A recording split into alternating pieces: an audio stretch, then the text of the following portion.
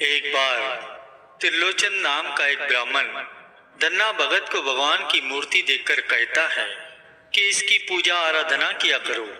इसके बदले में धन्ना भगत ने उस ब्राह्मण को गाय, वस्त्र और धन पदार्थ भेंट किए, जिन्हें पाकर वह ब्राह्मण मन ही मन अति प्रसन्न हुआ। अब धन्ना भगत बड़ी लगन से भगवान की पूजा आराधना करने लगा। नित्य प्रति ठाकुर जी पर फूल चढ़ाता, फल अर्पित करता, दूध का भोग लगाता तथा सुंदर सुंदर वस्त्र पहनाकर भगवान का श्रृंगार करता। इस प्रकार हर समय भगवान की सेवा पूजा में संलग्न रहना ही उसका नित्य प्रति का कार्य बन गया। फल यह हुआ कि थोड़े ही दिनों में उस पर भक्ति का रंग चढ़ गया। उसकी सेवा, भक्ति, प्रेम तथा श्रद्धा से प्रसन्न होकर ठाकुर जी ने उसे साक्षात दर्शन दिए। भगवान के दर्शन कर वह धन्य धन्य हो गया। प्रेमियों, अब विचार कीजिए कि भाग्यवान वास्तव में कौन हुआ, त्रिलोचन ब्राह्मण जो धन पदार्थ पाकर प्रसन्न हो गया, या धन्ना भगत जिसे भगवान ने साक्षात दर्शन देकर कृतार्थ किया। आप स्वयं ही कहेंगे कि धन्ना भगत ही वास्तव में भाग्यशाली हुआ। सतपुरुष श्री गुरु अर्जुन देव महाराज जी अपनी वाणी में कथन करते हैं कि गुरु को वीडियो लाइक करना, सब्सक्राइब करना प्लीज। मिले प्रथ की गुसाइया धन्ना बड़भागा, कि धन्ना भाग्यशाली है जिसे भगवान के प्रत्यक्ष दर्शन हुए। यदि आपसे पूछा जाए कि यदि एक डिब्बिया में मणि माणिक रखे हो और दूसरे में कौड़ियां, तो किस डिब्बिया का मूल्य अधिक हुआ? निश्चय ही आपका ये जवाब होगा कि उस डिब्बिया का जिसमें मणि माणिक रखे हुए हैं। उसी प्रकार यदि एक मनुष्य के मन में नाम भक्ति का निवास हो और दूसरे के मन में संसार के असत्य धन पदार्थ और शरीर इंद्रियों के भोगों के सामान बसे हो, तो उन दोनों में से उसी को भाग्यशाली कहा जाएगा जिसके हृदय में नाम भक्ति का निवास है, क्योंकि ये स्थायी और निश्चल संपदा है और लोक परलोक में सदा संग रहने वाली है। इसलिए जो विचारवान, चतुर और सयाने हैं, वे सदा ही नाम भक्ति की संपदा प्राप्त करने का ही यत्न करते हैं, क्योंकि नाम भक्ति की कमाई करने से प्रभु परमात्मा प्रसन्न होते हैं और जिस पर प्रभु प्रसन्न हो जाए उसे कोई भी कमी नहीं रह जाती, उसके तो सारे ही मनोरथ पूरे हो जाते हैं। काकभूषणी जी महाराज जी गरुड़ जी के प्रति कथन करते हैं कि एक बार भगवान श्री रामचंद्र जी ने प्रसन्न होकर मुझे वर मांगने को कहा कि हे काकभूषणी, मुझे अति प्रसन्न जानकर वर मांग। अणिमा आदि अष्टम सिद्धियां, रिद्धियां, सकल सुखों की खानी, मोक्ष, ज्ञान, विवेक, वैराग्य, विज्ञान और वे अनेकों ही गुण जो जगत में मुनियों के लिए भी दुर्लभ हैं, वे सब मैं आज तुझे दूंगा, इसमें संदेह नहीं है। जो तेरे मन भाए सो मांग ले। प्रभु के ये वचन सुनकर मैं बहुत ही प्रेम में भर गया और तब मन में अनुमान करने लगा कि प्रभु ने तो सब सुखों को देने की बात कही है, यह तो ठीक है, पर अपनी भक्ति देने की बात नहीं कही। भक्ति से रहित सभी गुण और सब सुख वैसे ही फीके हैं जैसे नमक के बिना छप्पन भोग फीके हैं। भजन से रहित सुख किस काम के? हे पक्षीराज, ऐसा विचार कर मैं बोलने लगा, हे प्रभु, यदि आप प्रसन्न होकर मुझे वर देना चाहते हैं और मुझ पर कृपा और स्नेह करते हैं, तो हे मेरे स्वामी, मैं अपना मन भाया वर मांगता हूँ।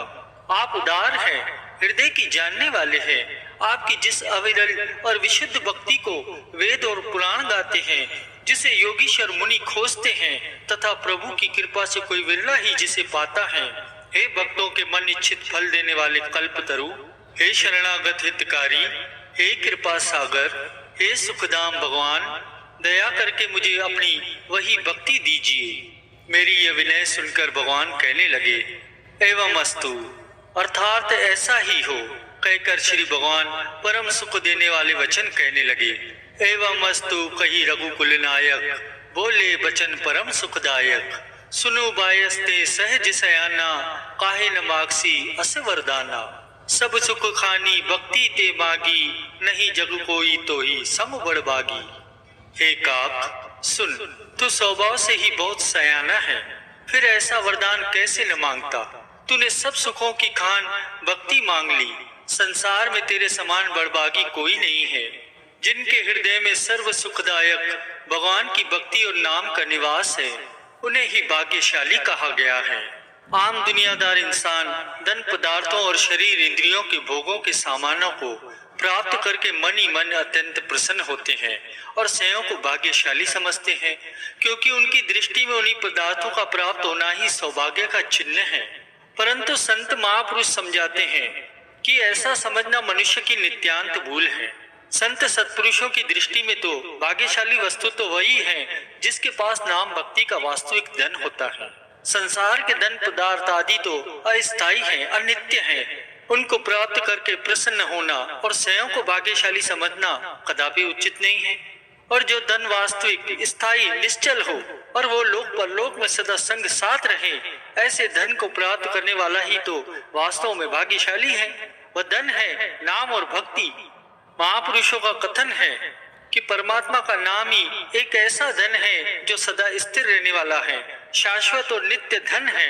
अन्य संसारिक धन संपदा तो आती जाती रहती है, परंतु इस धन की ओर न तो कोई चोर आंख उठाकर देख सकता है, न ही कोई उचक्का इसे छीन सकता है। यह नाम धन सदैव जीव के साथ रहता है, किंतु यह धन पूर्ण संत सद्गुरु की शरण में ही प्राप्त होता है। मनमुखों को इसकी प्राप्ति नहीं होती।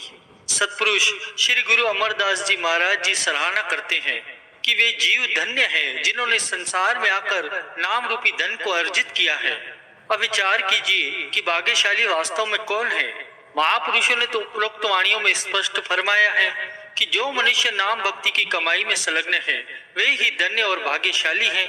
परंतु जिनके पास नाम भक्ति का वास्तविक और निश्चल धन नहीं है, यद्यपि संसार की सब धन संपदा चाहे उनके पास क्यों न हो, फिर भी संत महापुरुषों ने उन्हें भाग्यशाली नहीं कहा, बल्कि उन्होंने तो ये कहा कि वे अपने जीवन को नष्ट करने के साथ साथ अपना परलोक भी बिगाड़ रहे हैं। हृदय में नाम भक्ति और प्रेम नहीं है। उनके विषय में परम संत श्री कबीर साहिब जी कथन करते हैं कि वे मनुष्य रूप में पशु समान है और संसार में व्यर्थ ही जीते हैं। यदि उनके पास अनंत धन पदार्थ है, भोग विलास के सामान है, तो भी क्या हुआ, नाम के बिना उनका जीवन पूर्णतः निरर्थक है। गुरुमुखों, मनुष्य के मन का ये स्वभाव है कि वह एक ही ओर लग सकता है, चाहे मनुष्य उसे प्रभु के नाम में या प्रभु भक्ति में लगाए और चाहे तो संसार के धन पदार्थों में लगाए, शरीर इंद्रियों के भोगों में लगाए। परंतु जिस ओर मन लगाऊंगा उसे फल भी वैसा ही प्राप्त होगा। यदि मन का झुकाव नाम भक्ति की ओर होगा तो अंत में परमात्मा के धाम की प्राप्ति होगी, और यदि मन का झुकाव संसार के धन पदार्थों में होगा तो उन पदार्थों के साथ सूरत का लगाव होने से मनुष्य को 84 लाख योनियों के चक्र में जाना पड़ेगा। इतने पर भी इन धन पदार्थों को और भोगों को प्राप्त करके यदि कोई मनुष्य प्रसन्न होता है और स्वयं को भाग्यशाली समझता है तो महापुरुषों को उसकी बुद्धि पर बड़ा खेद होता है।